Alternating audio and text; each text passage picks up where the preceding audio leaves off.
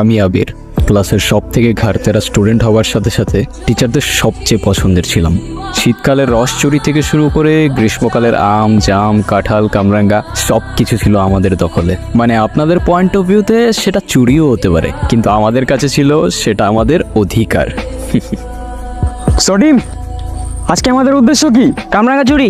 চুরি না, এটা আমাদের অধিকার। আমরা আমাদের অধিকার আদায় করতে চাইতেছি।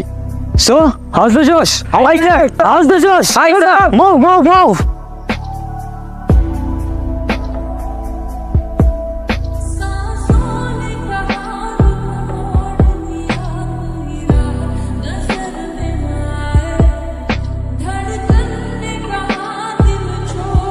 সেই দিন প্রথম আমি আর্ট শিখে দেখলাম কেন যেন সব কিছু থমকে গিয়েছিল, চোখে কোনো পলক পড়ছিল না।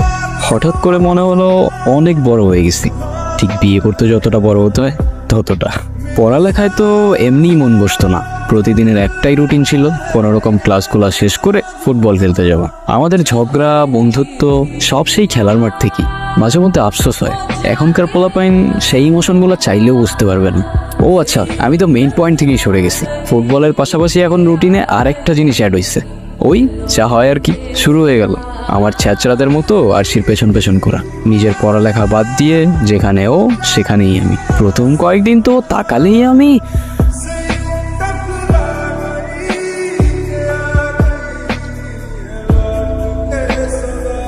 কিরে ভাই, এতক্ষণ কই ছিলি? ওই যে ওই মেয়েটা, কালো টিপ, হাতের চুড়ি, মায়াবী হাসি। তোরা আমার দিকে এমন করে তাকাইছিস কেন? তুই শেষ? শেষ মানে? কই ছিলি এতক্ষণ? কতক্ষণ ধরে দাঁড়ায় রয়েছে আমরা? স্কুলে যেতে হবে না? লেট হইতেছে না? আরে ওর মাথায় কি এখন স্কুল আছে? ওর তো মাথায় এখন আরশি। আরে বন্ধু শোন, এমন ছ্যাঁচড়ার মতো পিছন পিছন ঘুরলে কি হবে? হ্যাঁ, মনে যা ফিল করো তা বলতে হবে না ওকে? এভাবে ভয় পেলে কি চলে? এই যে ভয় পাই বলে কিন্তু আমার ইগো হার্ট করো না, ঠিক আছে? থাক, হয়েছে। তোমার মুখেই তো শুধু চ্যাটাং চ্যাটাং কথা। দেখছোস, ওই আমার ট্রল করে। হয়েছে, আমার নিয়ে অনেক মজা নিছো। লেট করলে রোমান্স আর হেব্বি খেলাবে। চলো এখন।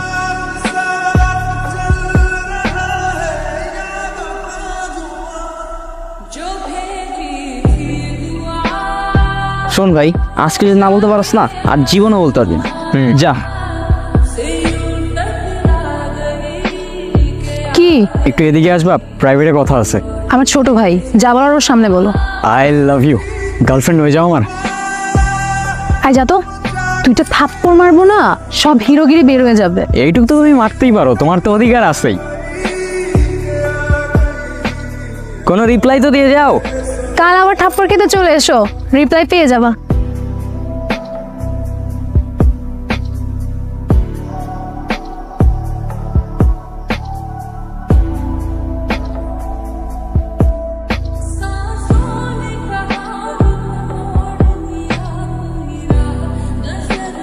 কি রে ভাই, এমনি করলে কি হবে? কিসে?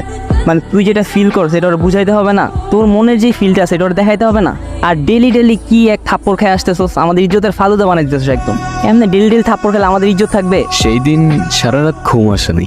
তখনও আমার টিনেজ চলে, কোনো কিছু ভেবে চিন্তা করতে পারতাম না। কি জানি একটা সিনেমা দেখে ইন্সপায়ার হয়ে সকাল সকাল একটা পাগলামি করতে চলে গেলাম।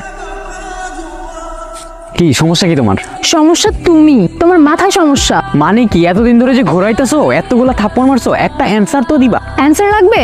অ্যান্সার না। তুমি একবার বলো ভালোবাসি, না হলে কিন্তু আমি হাত কেটে ফেলবো। ভালোবাসি না।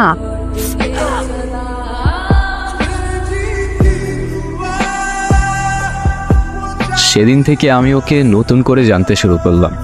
এত রাগী মানুষটা মুহূর্তেই কেঁদে ফেললো। মেয়েরা হয়তো এমনই, সহজে বোঝা যায় না। ভালো লাগার সাথে সাথে ওর জন্য প্রচণ্ড মায়াও কাজ করছিল। কিন্তু তারপর থেকে ওর সাথে আমার একটা ভাব হয়ে গেছিল। প্রায়ই দেখা হতো। উপরে উপরে যদিও ফ্রেন্ড বলতো আমাকে, কিন্তু আমি জানতাম ফ্রেন্ড থেকে একটু হলেও বেশি। তবে হ্যাঁ, এরকম ছেলে মানুষই করার কথা কখনো ভাববেনও না।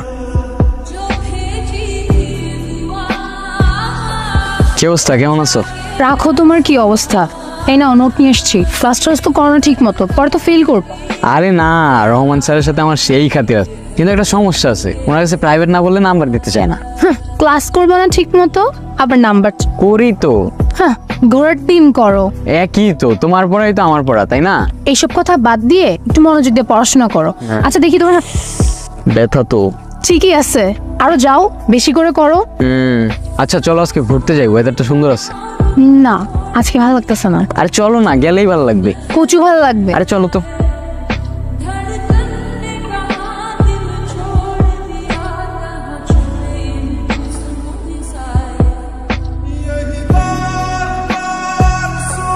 সময়গুলো ভালোই যাচ্ছিল, সব কিছু কেমন যেন ম্যাজিক্যাল।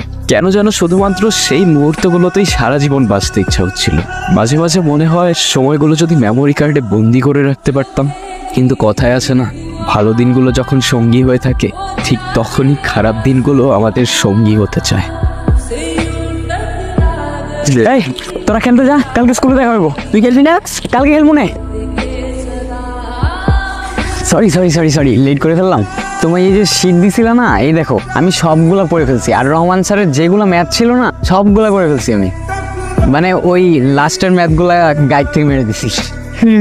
কি হয়েছে, তোমার মন খারাপ? এনো কামড়া খাও, চলো ঘুরতে যাই। না প্লিজ, আজকে না। কি হয়েছে, বেশি মন খারাপ? আচ্ছা একটা জোক শোনো তো। একটা টিচার ছাত্রের বলছে, মিঠু বলো তো গরু আমাদের কি দেয়? মিঠু বলছে কি, স্যার গরু আমাদের গুতা দেয়। আচ্ছা তোমার কি হয়েছে বলো তো? কিছু না। তুই আমার বলো না প্লিজ, কি হয়েছে বলো না। আমি মনে হয় আর এখানে থাকতে পারবো না, তোমার সাথে দেখাও করতে পারবো না। কি বলতেছো তুমি? তোমার বাসায় কোনো সমস্যা? না। তাহলে কি হয়েছে আমাকে বলো, আমাকে শেয়ার করো তুমি। আমার না বলে কারে বলবা তুমি, বলো। প্রতিদিন ওই সিনপাড়া দিয়ে আসার সময় কয়েকটা ছেলে আমার রাস্তা আটকে বিরক্ত করে, অনেক আজে বাজে ইশারা করে, অনেক উল্টাপাল্টা কথাও বলে, যেগুলো আমি তোমাকে বলতে পারবো না। তাহলে তুমি তোমার বাবা মানে বলো। বাবা মাকে কিভাবে বলবো? আমি এমনি বাসা থেকে বের হলে তারা কত টেনশন করে, আমি কি করবো আমি জানি না। আচ্ছা তাহলে তুমি একটা কাজ করতে পারো। আমি না ফেসবুকে অনেক পোস্টে দেখছি যে বোরকা পড়লে না এরকম প্রবলেমগুলো হয় না, ওরা এরকম উল্টাপাল্টা কথা বলেন, বিরক্তও করে না। কিন্তু আমি তো কখনো বোরকা পরি নাই, আর আমার নাইও বোরকা। আচ্ছা আমার আম্মুর একটা বোরকা আছে, ওইটা পরলে কি ওরা আমাকে আর উল্টাপাল্টা কথা বলবে না? না, বোরকা পড়লে আর তোমাকে আজে বাজে কথা বলবে না, দেখো। আচ্ছা ঠিক আছে, আমি তাহলে আজকে বাসায় যাই। চলো আমি তোমাকে আগে দিই।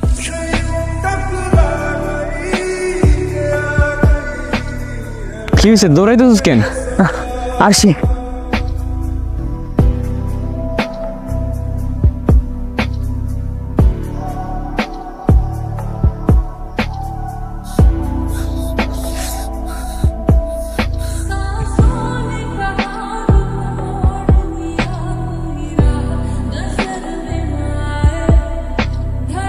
তখনও পালাচ্ছিলাম আর এখনো পালাচ্ছি। কাকে জিজ্ঞাসা করবো কি ভুল ছিল আরশির? আরশির শরীরে হাত দেওয়ার অধিকার ওদের কে দিচ্ছে? তোমাদের সমাজের নিয়ম মেনেও তো আমার আরশি বাঁচতে পারলো না। এখনই পোশাকের দোষ দিবা? এতটাই দরকার তোমাদের দর্শকদের বাঁচানোর? এতটাই দরকার? সত্যি বলতে ওদের শাস্তি দেওয়ার ক্ষমতা তোমাদের এই নোংরা সমাজের নাই। তোমার নিজের বোনরে আরশির জায়গায় রেখে দেখো না, পারবা না। কিন্তু মনে রাখো, ওদের মতো জানোয়ারের চোখ থেকে আজ পর্যন্ত কোনো আরশি বাঁচতে পারে নাই। শুধু আর একটা কথাই বলতে চাই, আরশির কোনো দোষ ছিল না।